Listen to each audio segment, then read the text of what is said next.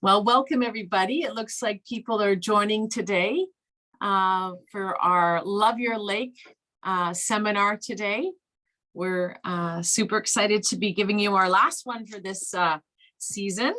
As we were all just discussing, we're hoping that this is the last of the virtual maybe, and we can do some in person, which will be really quite lovely, as we're going to have our LKO AGM in person. So, but wanted to welcome everybody. Just seeing everyone's here. This is great. And I wanted to remind everybody about the Zoom rules. You're welcome to turn on your video, but keep yourself muted at all times. When it comes to the question and answers, we'll use the chat function. People have submitted theirs, their questions to the chat function, so that's great. This is an event that will be recorded and we will upload it to our LKO YouTube channel, like we've done with the previous videos from our previous LKO seminars, so that those who are not able to be here today can view it at their leisure at a later time. So we just wanted to make sure everyone is reminded that it will be recorded. Welcome, as we said, to everybody. So it's 7:30 on the dot. So I don't know if you're ready, Tanya, but Tanya is going to do our land acknowledgement.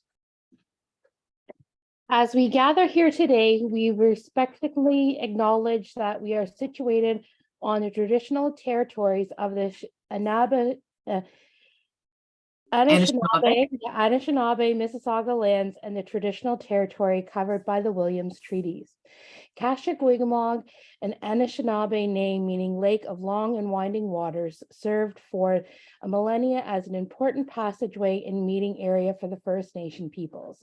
We are grateful for the opportunity to live here, and we thank all the generations of Indigenous people who have taken care of this land for thousands of years. Thank you, Tanya. Well, we are so excited to be welcoming today Rob Davis. Rob Davis, as some of you probably know, he is a lifetime Kashag-Wigamog cottager, and he's the president of a company called Eco Ethics Incorporated. Rob is a specialist in the efficient and environmentally responsive operations of septic systems, how they work, and what causes them to fail. For the past 25 years, Rob has worked extensively with industry professionals, select contractors, government agencies, and waterfront property owners, remediating failed and failing systems with outstanding success. Most recently, Rob has been working closely with the Coalition of Haliburton Associations, the CHA, which we're familiar with, educating waterfront property owners on the impacts of sewage on the environment. So we welcome Rob. We thank you so much for being here today. So Rob, without further ado, we're going to turn the tables over to you. Remembering that everybody, if you do have questions, use that chat function and we will discuss things later. So Rob, welcome. Thank you very much. Appreciate it. It's a pleasure to talk to all my fellow Kashag-Wigamogers. And we're going to be talking, of course, about all the lovely things of sewage, care, maintenance, and then the tail end of the presentation, we will get into the very complicated bee's nest of septic inspections, being that our lake is in 2 different municipalities. Anyway, I'm going to attempt to gracefully share my screen. Hang on one second here. Let's see, here we go. I'm going to give you a... So here we have our beautiful Lake Kashag-Wigamog facing west. Kirsten's place is right over there. So all things septic. So we're going to run through fairly quickly, but because there's a bit to cover here. I like to kind of give a common understanding at the beginning so everyone kind of knows what this system is and how it works. It better enables us to take care of it properly and understand when things are going awry. And we'll talk, of course, about the reinspection program. So the purpose of this whole thing is to, like I just mentioned, is to bring a general understanding of how a septic system works, how to properly care for it, because they do require care, understanding the impact that a septic can have on our natural environment and, of course, our lovely water quality, both drinking water and lake water. And then we will review septic inspections. So some of the main sort of chapters, if you will, is we're going to talk about a really interesting place called Away, how the septic works, causes of septic problems, indicators, so before things have gone wrong, things you might be able to take a look at, septic myths and folklore, which may be one of my favorite parts, biodegradability and cleaning products a little bit, and septic inspections. It's really all about the water. This, of course, is North Georgian Bay, my second favorite place, but nonetheless, it's all about maintaining this water quality. So a little tasty tidbit is that every day about 18 billion liters of treated, semi-treated, and untreated sewage enters the Great Lake Basin. It's a lot every day, so we want it to be as clean as possible. Here's my friend Peppy in his honey wagon. I spent a lot of time driving around with this fellow. He's in Muskoka, but again, they spend lots of time in Haliburton as well. So let's talk about Away and where that is, because when the honey wagon leaves your place after a septic pump out, where's he going? And maybe, do you really want to know where he's going? Well, I think it's an important piece of information. So in cottage country, most of it is land applied, and the lovely stuff is called septage, or if you want to be fancy, you can call it septage.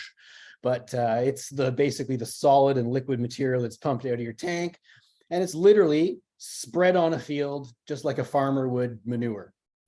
Or off season, because you're only allowed to do that at certain times of the year, it is deposited into a municipal or a private lagoon, which eventually does fill up also and is taken to a different Away. So how this thing works, it's quite simple. There's two types of treatment that take place in a septic system. And it doesn't really matter what kind of septic system you have. It's pretty much, there's two kinds of treatments. The first kind is physical treatment, and that is simply sinking and floating of material. Soap scum, grease, paper fiber tends to float. Carbohydrates, proteins, inorganic materials, grit and stuff like that tends to sink. The most important part is the second type of treatment, and that is biological treatment, and that is digestion of waste by microbes. So there's a wide variety of microbes. Some do a pretty good job, some don't do such a good job, but you need bacteria to clean sewage, period. So I think you can see my mouse here a little bit, but the wastewater comes in on the left-hand side, and some sinks and some floats, and you get a scum layer on the top and sludge on the bottom. And the second side of the septic tank is considered the liquid side, if you will. Not much scum on the top and a little bit of sludge. And the resulting liquid goes out of the septic tank into the next part of your system, which is, of course, the tile bed. And an important part to realize about a septic tank is, with the exception of when you've just had it pumped out, it's always full. So every drop you put down the drain is a drop out of the tank and into your yard. Or 100 gallons out is 100 gallons in is 100 gallons out. So not a great picture, but it just gives you an idea of how the pipes would be laid out in the yard. Sometimes they are connected in loops like this. Sometimes they're just straight runs. And this is a cross section. So the 4-inch plastic pipe, it has little holes in the sides around here, and the liquid dissipates out of those pipes into the surrounding soil. And this is what they look like when they're plugged up. There's some nasty pictures that you'll have to tolerate here for a little bit. One really important thing is that in the last 25, 30 years is that what we put down the drain has changed dramatically. These systems were designed in France about 260 years ago, and they were designed only for toilet waste, which is black water.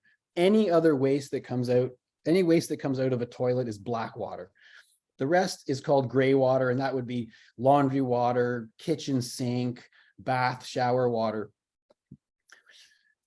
Those were not designed to go into these systems, particularly because they contain items that are hard to break down, such as soap, laundry detergent, all kinds of antibacterial chemicals, and so on and so forth. So it doesn't matter if it is a little wee septic system or a huge sewage treatment plant. It depends on a biological process. And these chemicals are not removed from the wastewater. So if you pour something nasty into your septic system, it's going into your yard and into the water table and potentially into the lake. Next chapter is causes of septic problems and malfunction. And these are funny things that we find during septic inspections, of course. This would be a metal septic tank that is clearly not in great shape.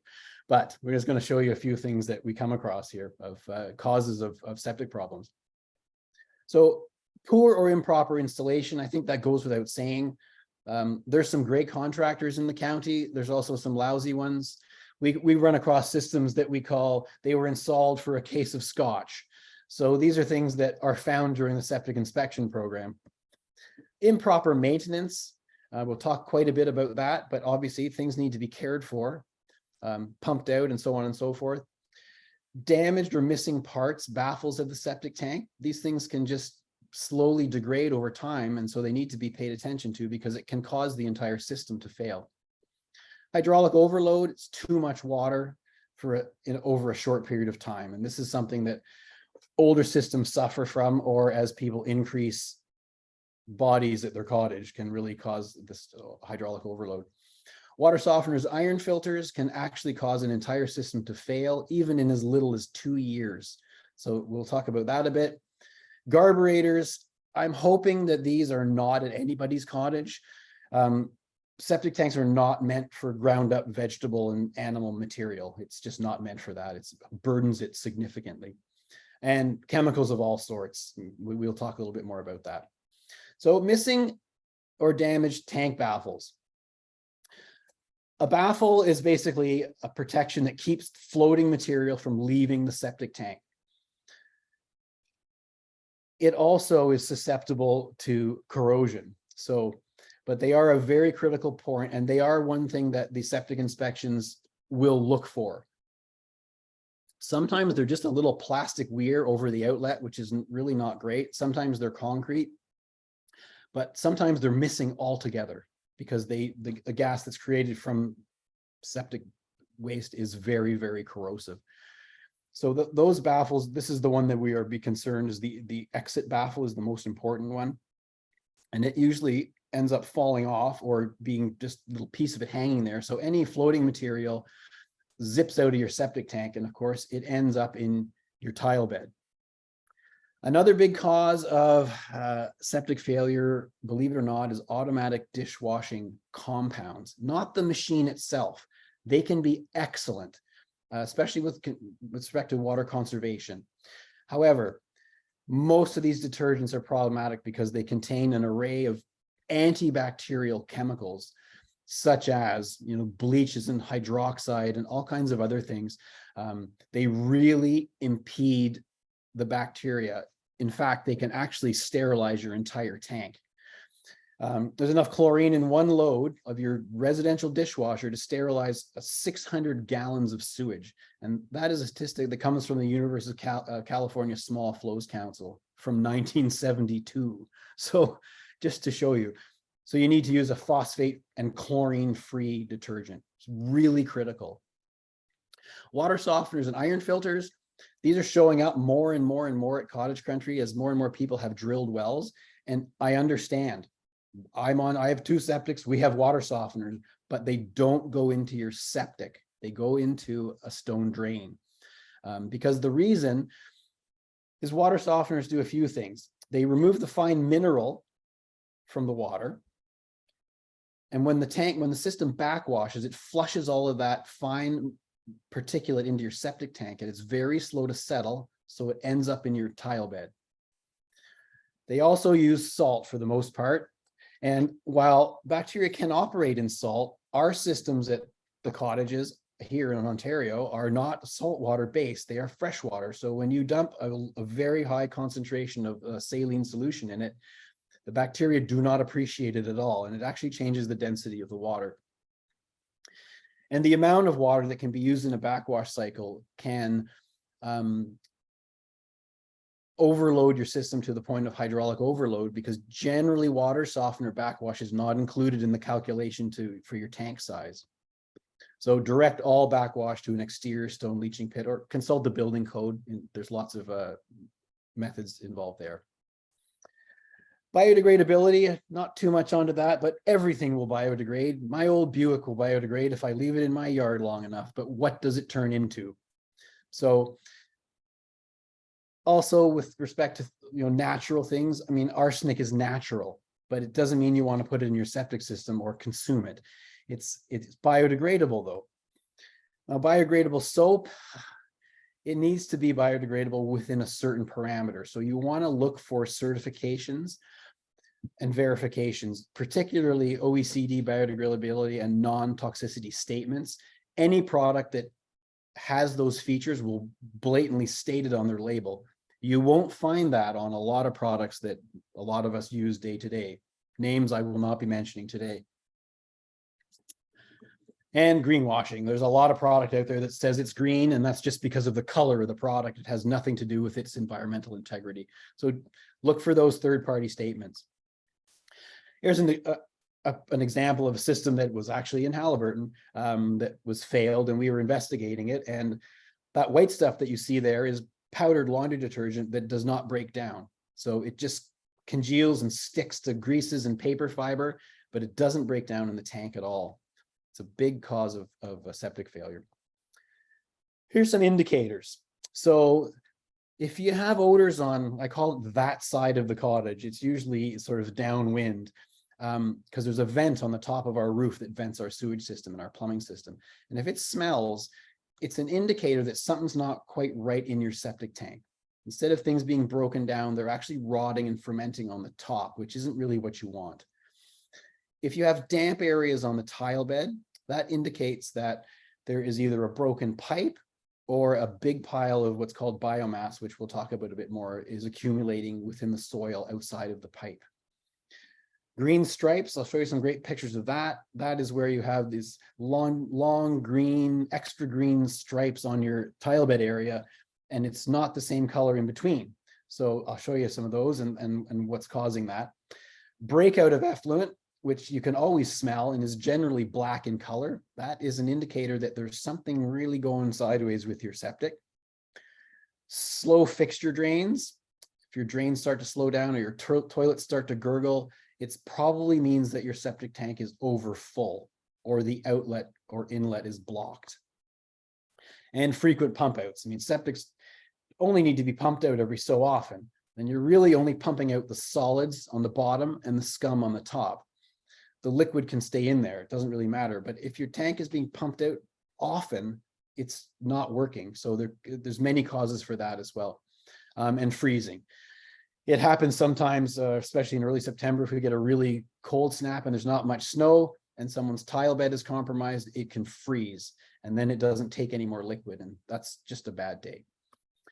So here's an example of green stripes. So this is a fairly new tile bed, but you can see these green mounds here.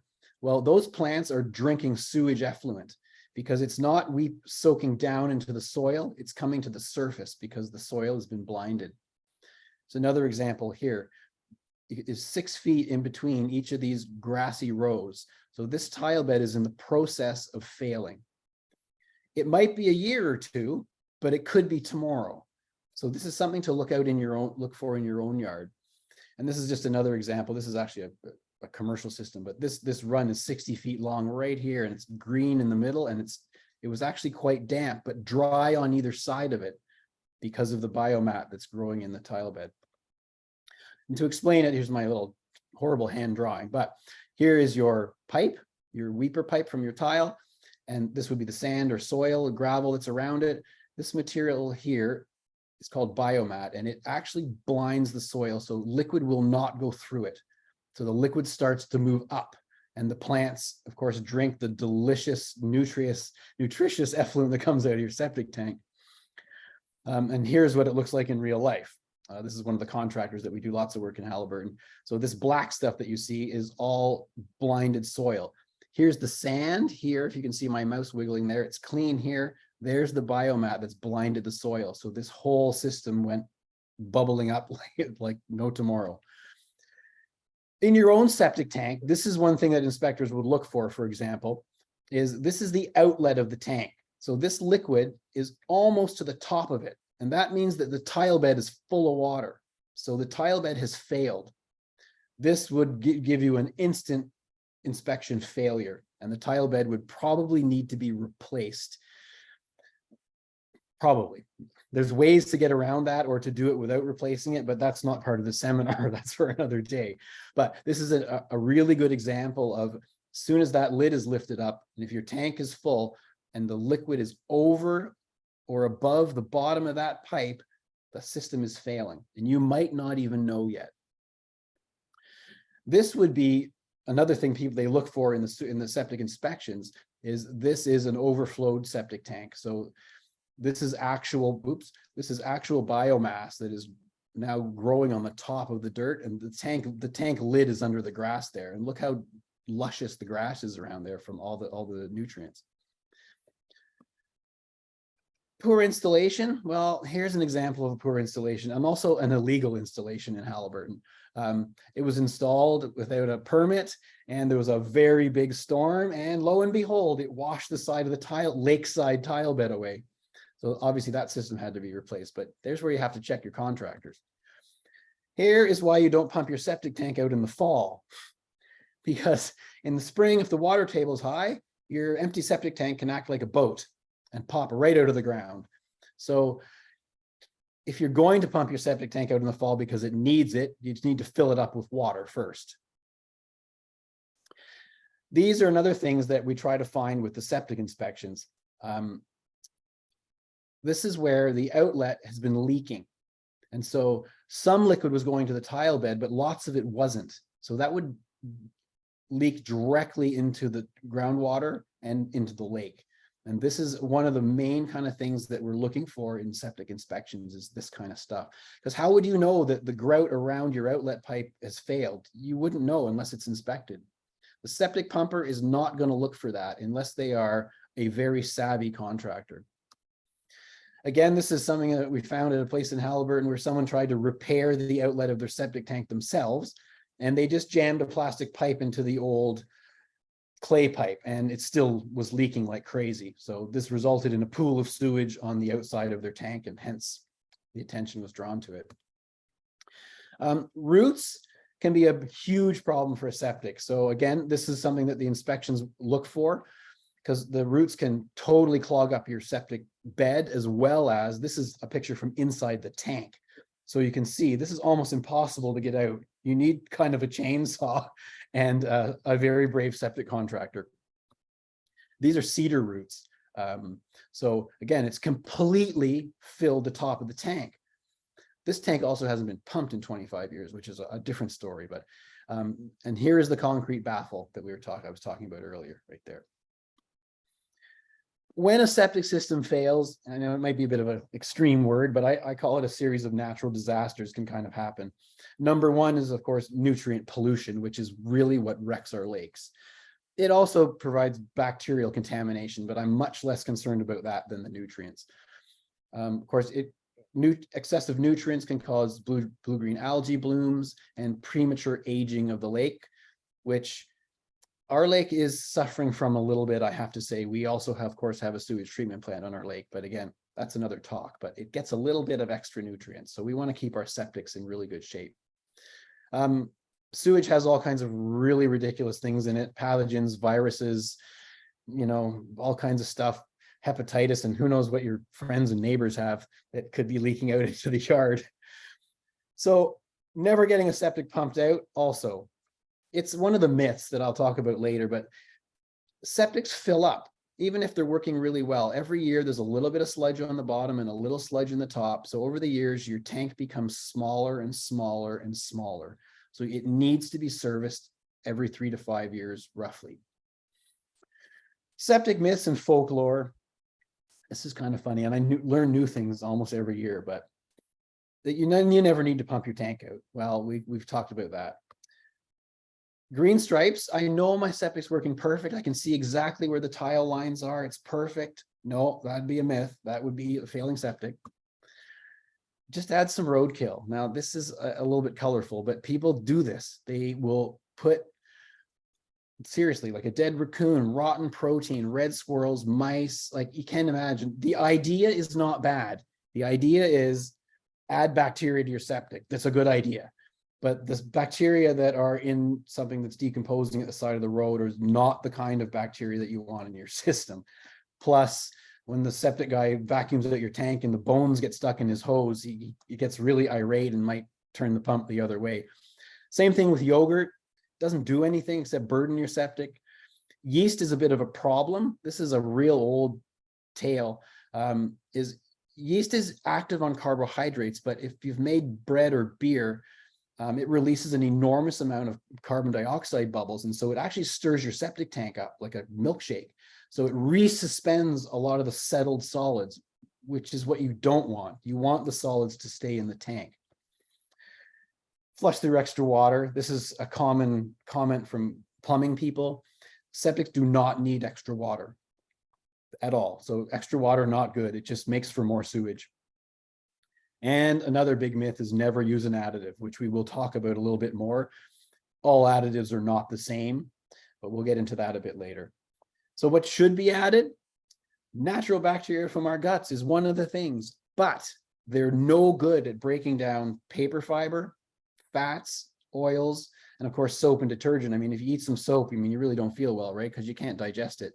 Same thing with too many onion rings. We're not great at digesting that, so we don't put those bacteria into the septic very much. So they build up and they combine with all of the other things, such as paper fiber and grease. They all bind up together in the top, which means more pump outs. It's what really starts to smell, and it reduces the sort of treatment efficiency of your system. So we want the sewage to be as clean as possible when it's leaving. So we have my entire business and my career in this world has been based on adding an appropriate digestive bacteria mix, which will digest the things that build up and the things that we're now putting in there that we probably shouldn't be, such as paper, fats, oils, soaps, and detergents. So there are lots of natural bacteria in the world that can do this job, but they don't come from our gut. So you need to put them in on their own. A spring startup is a good example to sort of outline this. Let's just call it that for people that are seasonal, that your septic's last good meal was Thanksgiving. And then what happens is we shut it down and we starve the septic system. So any bacterial cultures that were in there, they basically peter off. They start to disappear. And then we come back on the May long window or whatever with, I don't know, everybody we know, and we barbecue and we flush away and we shower and we put in the docks and we do all those things, and we just put an enormous organic load on our septic system, and there's no one home in there. They're not swimming around because they're dormant or gone from the winter. So the microbes' job is to convert our sewage into, of course, more microbes, carbon dioxide, mineral ash. And if there's bacteria in there to do it, this is what they'll do, but you need to put them in. Let's talk about toilet paper for a second and those kind of things. So this is a big problem, particularly in failed systems, but also in a lot of the commercial work that we do, is non-biodegradable products such as feminine hygiene products, wipes of any kind, baby, adult, paper towel. These have become a massive problem in even city infrastructure. So none of that should ever go down the toilet. And it really irritates me because lots of the packages say flushable, not flushable. Yeah, and they cause blockages, and it's a bad day when your septic tank blocks up. It's just not good. Toilet paper, again, 1-ply versus 2-ply. This is a bit of a testy topic, but if you provide 1-ply paper, it's of a higher quality than 2-ply. So the cellulose fibers are longer in 1-ply paper. So it's actually harder to break down. Plus, people will use twice as much of it. So give them the good stuff. You give them their Charmin or whatever, or some with recycled content in it. But 1-ply is not your friend. Septic do's and don'ts is going to run through these quickly. Don't drive on your tile bed, even ATVs and snow machines, because it compacts the soil or the snow. And if you compact the snow, you get more frost penetration at the tile bed, which you don't want. Woody plants, you want to keep them back like a good 10-15 feet from the sides. Even some long-lived perennials can really get into the tiles and plug them up with roots. Trees, I plant so many trees every year, it just tears me to snip them out of the tile bed, but it's amazing how quickly Mother Nature will encroach on your tile bed. So you want to keep those trees at least 15 feet, 5 meters back. Of course, no solvents, fats, oils down the drain as much as possible. No carburetors, we talked about that. I'm a big fan of low flow and dual flush toilets. Again, some older plumbing systems, the run can be fairly long from the toilet to the septic tank. So that's a bit of an issue, but for the most part, very strong proponent of these kind of toilets if you have to replace one. Do your very best to use biodegradable cleaning products. There's lots of good ones around. And again, add a bacterial additive. I just can't stress this enough. Septic pump outs, again, depend on usage. It's not a carte blanche thing. One of the things that the septic inspector will do, whether it's Minden or Dysart, at least I'm hoping, is that they will take a measurement of the sludge and scum in your tank. They have a fancy piece of equipment called a sludge judge, and they'll lower that into the tank and take a measurement of your sludge. If there's more than a third of the operating capacity of your tank, it should be pumped out. But for some people, that can be 10 years.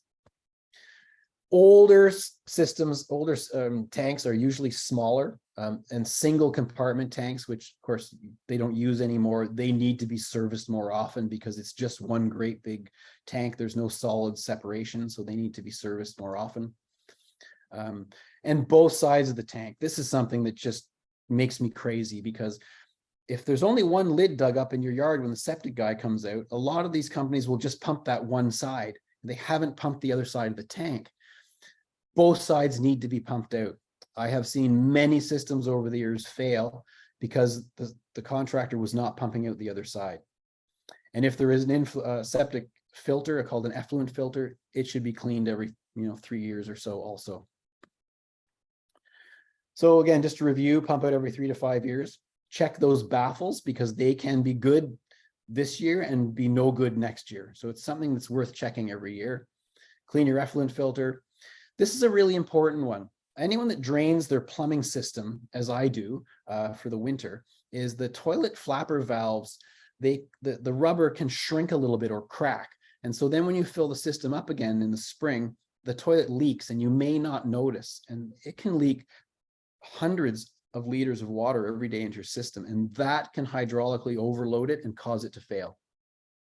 Educate your family and friends on the things we've been talking about, because people don't know. They will treat it like a city sewer. So it's really important to take those couple of minutes and educate your family and friends. And of course, use some bacteria. I'm going to skip this basic. I'm going to skip this slide just because we're for time. For inspections, there's a bit of a can of worms here.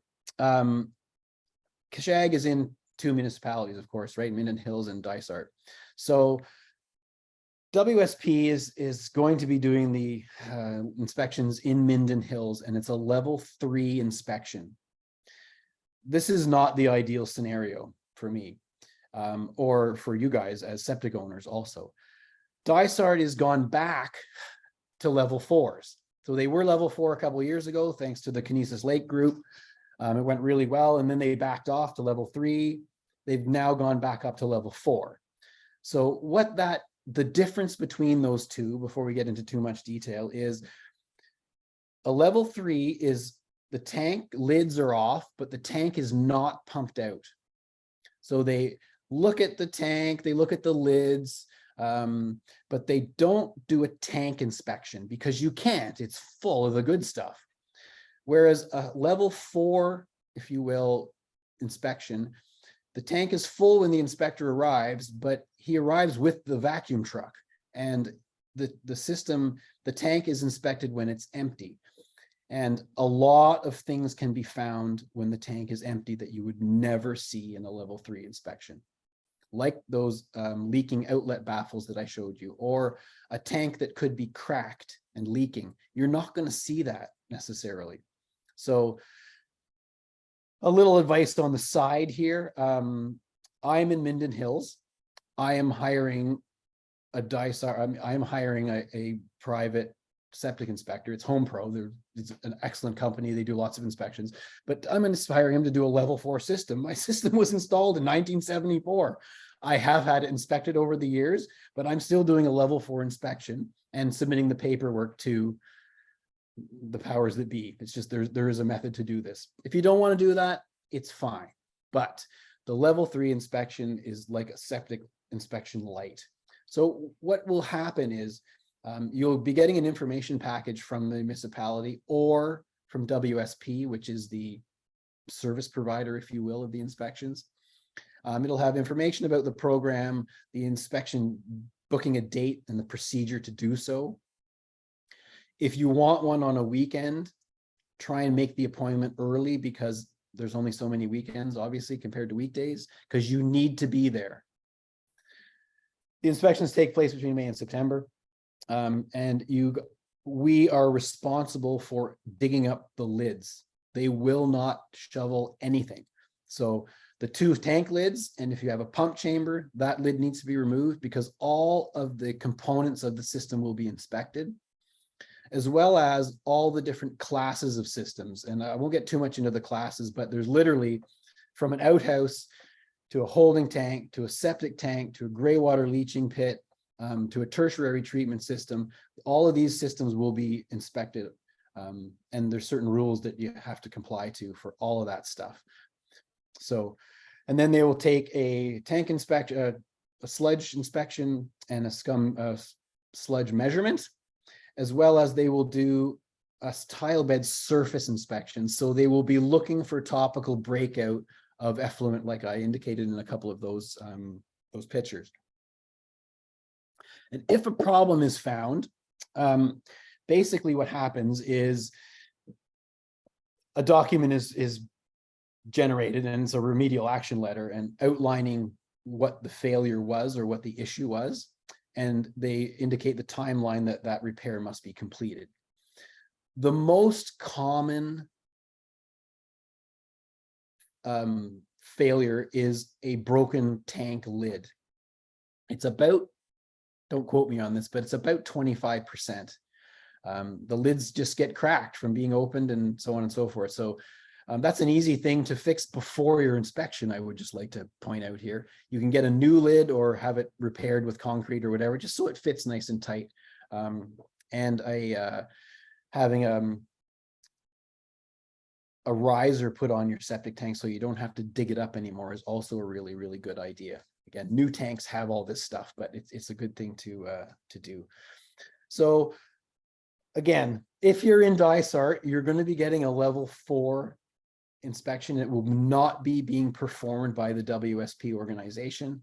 If you are in Minden Hills, WSP at this point will be doing the inspections.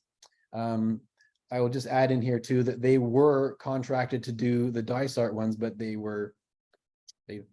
contract was removed from them, let's just say. So I don't know what's going to happen in Minden Hills, but as it stands right now, because I spoke to the municipality yesterday about this, and yes, WSP will be doing that. So I think I will move on to the question part of the program now. I think would be probably a good thing to do. I'll stop my screen. Yeah, no, well, thank you, Rob. I mean, we certainly did learn about all things septic, and it was a very comprehensive and well laid out presentation. So thank you so much. You certainly are the expert in the field. There's a couple of questions that have come that we were sent earlier on. One of them, I'll just read it out for you, Rob. At the end of our tank is another tile with a pump to lift the water to the tile bed. 2 electrical cords run from the corner of the lid. Is this going to pass? If not, what is the solution? Well, 2 things. So what will it pass or not? That depends on whether you're in Dysart or you're in Minden Hills. So it may pass, but it's a very risky situation. And if I came to your place and I saw it, I would say that needs to be fixed right away, because if let's just say a mouse decided to chew that wire, then the pump wouldn't work, and then your effluent tank would overflow.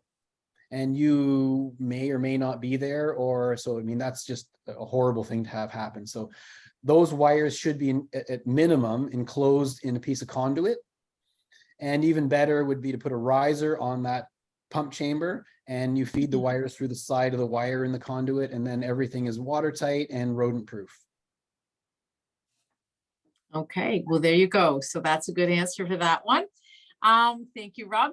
Another one says, I believe this septic inspection, which is scheduled for cash this year, does not include a pump out. Well, you've just clarified that if you're in Minden Hills, it does not include a pump out. And it says, as we had our tank crack in 2015, it was only picked up when it was pumped out. So although we had to replace the tank, it didn't leak into the lake.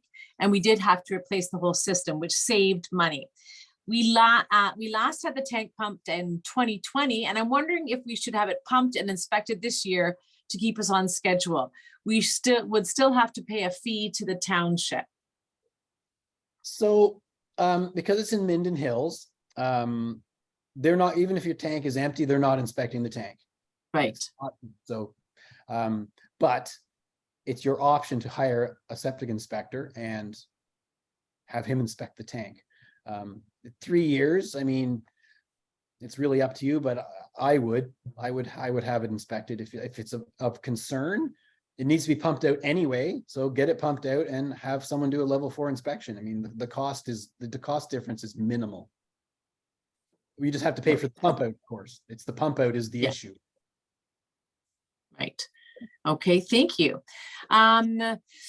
Here we go. Another one that was sent in, a simple question for this evening's meeting. I have asked several people and they seem to always get a different answer. Maybe this seminar will clear up my query. Our system is about 12 years old and we're at our place about half the year in all seasons. We have had it serviced 3 times and there has never been a problem. I'd just like to get an expert opinion without a business connection. My question is, how often should I get my system serviced, i.e. pumped out and inspected? Well, I think you have mentioned that, but go ahead. Well, at minimum, every 5 years. But there is a really simple answer to this. Like I mentioned, if you really want to know when you should pump your tank out, you need to measure the sludge in the bottom. And I know it sounds kind of like, ugh, but it's an easy thing to do. You can either hire someone to come and do it, or you can make your own little sludge judge by, again, this might be too DIY for everybody, but what you do, go for it. You go to the hardware store and you buy an 8-foot or whatever length of 3/4 inch clear plastic tubing. And then you get a stick and you twist tie the clear plastic tubing onto a long stick. And then you take that lovely stick and you open up the lid on your septic tank, the one that's closest to your building, the solid side, and you lower the stick into the good stuff until it hits the bottom. And then you put your thumb over the end of the clear plastic tubing and you pull it out. And it will show you, not 100% accurately, but it will give you a really good indication of what's in there. And if there's more than 18 inches in the bottom of it, get it pumped out. If there's only 2 inches, and even if it's been 10 years, there's no need to pump it out. That's the absolute way to tell. Awesome. Okay, thank you. Was another question is, how reliable are the DISARD inspections? They are recruiting for inspectors. The job description is pretty generic. Experience is welcome, but not required. The pay is $20 an hour. How good are the inspectors really? Sure. Well, how as good as anybody at anything. There are some amazing inspectors. There's also some complete bogus inspectors. I have been called to properties that have had an inspection and passed, and their system has failed within a year of the inspection. That's a lousy inspection. You need a lot of experience, like on the ground experience, to be, in my opinion, a proper septic inspector. Being a textbook inspector is absolutely useless because you just don't have the hands-on experience. Library of information, right? So I'll drop the name right now. My favorite inspector in Haliburton County is Mike Ramey from Home Pro Inspections. I use him from a business standpoint. I hired him. He's inspecting my system in June. He is one of the most knowledgeable, friendly, and he spends time with you when he's doing the inspection, and it's perfect. He's thorough and he does a great job, and he's very well respected. So there's one name for you. There's lots of other good ones too, but it's just not so easy. Yeah, there you go. Thank you for that. I'm just looking again, and if your system is new, will it need to be inspected? If it's less than 5 years old, no, it does not. And you basically have to contact the municipality and you have an exemption. Same thing goes if you've had your system inspected, like let's say it was inspected 3 years ago, you don't need to have it inspected again. Okay, good answer. Can Dysart, this is another question, can Dysart pressure Minden to do a level 4 inspection because we're on the same lake? No, but Minden taxpayers can. Good answer. Well, when I contacted the Minden Hills yesterday, just because I'm going through this exact process, there is a form that you get from the municipality when you hire a third party to do the inspection. It's all carte blanche, like super easy to do. And then that form is submitted to the people that Minden Hills has hired to do the inspections, and they just check it off their tick box and then you're good to go. But you need to get that form from Minden Hills. Okay, great. I'm just looking through the chat function. I'm not seeing that there's any other questions. I'm not too sure if there's anybody else out there that has any other questions that wants to. Oh, there's a hand up by Heather Brooks. Would you like to ask your question verbally? Yes, please. I just put it in the chat. Oh. But it was just as you were looking, so I'll just ask this way. Oh, there. Yep. And another one's just come in, I noticed. If Yeah. you do install a riser over the access point to your septic system, should it be insulated to prevent freezing? That's a great question. No, it doesn't, because 99% of the sewage is below the frost line in the soil. No, you don't need to insulate it. That's the short answer. You don't. And the risers, by the way, are a great thing to install on your septic tanks because you always know where your lid is. You never have to dig it up again. It makes it easier for everybody, including your septic pumper. Awesome. Thank you.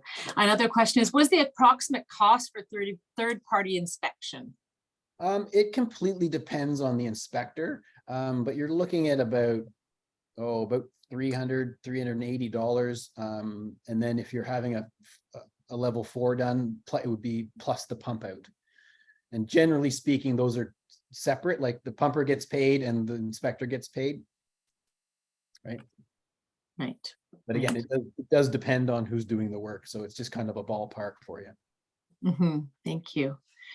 Let's just check and see if there's any more that I've missed. If there's anyone else that wants to ask a question and that you're not able to put it in the chat function. It usually takes about, I don't know, maybe 45 minutes to an hour to do a proper inspection. So it's not an all day thing, but your neighbors will come to see. Okay. Here's one. There are 2 outhouses in the woods behind our cottage that have not been used in 50 years, but they're still standing. Will they be targeted for the inspection? Yes, they will. They're probably just fine, particularly because they haven't been used, and that is if they're noticed. But yeah, I mean, if they're not being used, it's really not a concern. They're a good thing to keep up because you're not going to ever get a permit to get a new one unless it's on a sealed container, like a sealed vault. But yeah, they will be looked at. Like it's one of the class 1 systems is an outhouse or a composting toilet or anything like that. So if they see it, they will inspect it. Yes. Thank you. Here's another one. Are these beds that are used for the pump out tanker to empty government controlled? So are the where the septic pumpers are taking the sewage, is that regulated? Yeah, I think that's what they're asking. So, yes. Yes. So they're regulated by the Ministry of the Environment or Ministry of Environment and Climate Change and Parks or whatever it's called now, for sewage lagoons, as well as the application onto the farm fields themselves. I use the term monitored in quotation marks because, like really, they're allowed to spread a certain volume per square meter per period of time.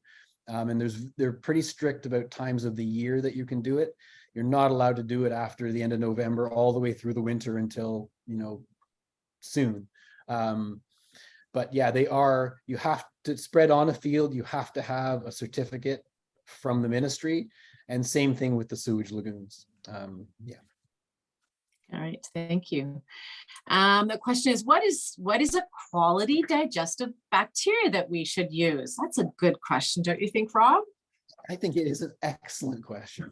The best one that we have been able to create, because we've been making these products for many, many years, is the EcoEthics septic system and drain treatment. Again, obviously conflict of interest, but it is fully endorsed by the Coalition of Halliburton Associations because they did all the third-party digging on it. We've got lots of testing results. There's lots of engineering firms that recommend it to residential and commercial businesses and clients. So lots of camps.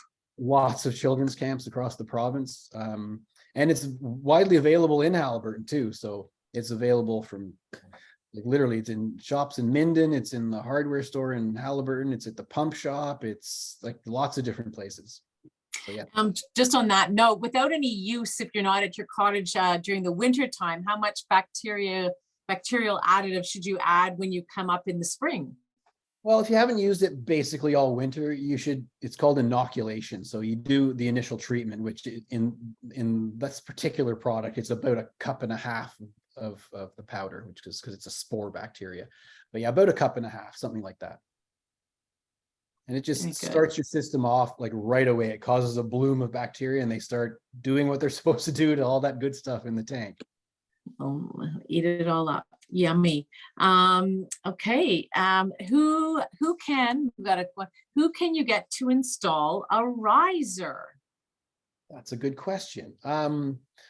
Almost any handy person can do it. So, I mean, it doesn't need to be a plumber or a sewage contractor or anything like that.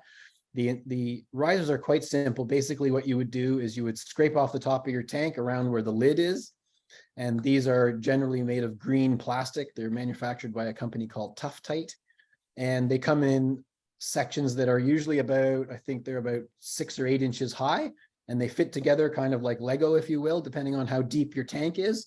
And it comes with a lid, of course. And it's always a good idea to seal it to the top of your tank, either with silicone or some of that sealant tar strips that they use for sealing, things like that. And then you screw it to the top of the tank. Yeah, they're Beautiful. quite easy to install. Beautiful. This is great. We're getting through lots of these questions. Anybody else have any other questions out there burning that they'd like to know about all things septic? I have to say it's been very informative and very helpful. Excellent. It's good to know. Yes. Well, I'm sure you do a lot of these at the Cottage Life and all these kinds of. Yep, it's a very popular topic. Well, and certainly in the past at the Cottage Life show, it's standing room only as a general rule. But that's amazing. Well, that's pretty great. Well, I don't see any other questions. If anyone did have any other questions, would you be okay if we had them email them to you, or would you rather email them to me and then I can forward them to you, kind of thing? They can email them directly to me anytime, no problem. Okay, that sounds great. Well, we can pass that on. That sounds great. Well, if there's no other further questions, I just want to thank you, Rob. Oh, well, actually, Jan's going to do it. Oh, yeah, she's going to say there's a virtual little card there. Why, right, thank you. Jan? That's fantastic. Jan, you can unmute yourself. Oh, there you go. Anyway, she's yeah, Jan has got a virtual little card there, and we a little honorarium to thank you. Or you're going to tell us? Go ahead, Jan. No, you're doing a fine job, Kirsten. I'm not required. Perfect. No, Thank you, Rob and You're Kirsten. Yeah. My pleasure. Thank you, Rob. There's a little honorarium in there that we will send to you or drop off at your lovely cottage. But I wanted to thank you on behalf of all of the LKO members that attended today, and as well the board, which is Jan, Wendy, Tanya, Kathy, Scott, Marilyn, and Gary, and myself. Thank you so much for being a part of this and teaching us everything that we need to know about the care, maintenance, and inspection of our residential septic systems. And so we look forward to getting these inspections over with and having a clean septic system so we can protect that beautiful water that we have on our lake. So thank you so much, everybody. You're very welcome, and thank you so much for all the work that the board does on a regular basis. It's very much appreciated. Very much. Well, you're And I'll very see all kind. of you at the AGM at Shadow Woodland. Yeah, Shadow Woodlands, be there. I'll be there. That's fun. Assuming that you paid your membership. Of course. I've been a member longer than you have. I know you have, even though I'm older than you. Yes, it's true.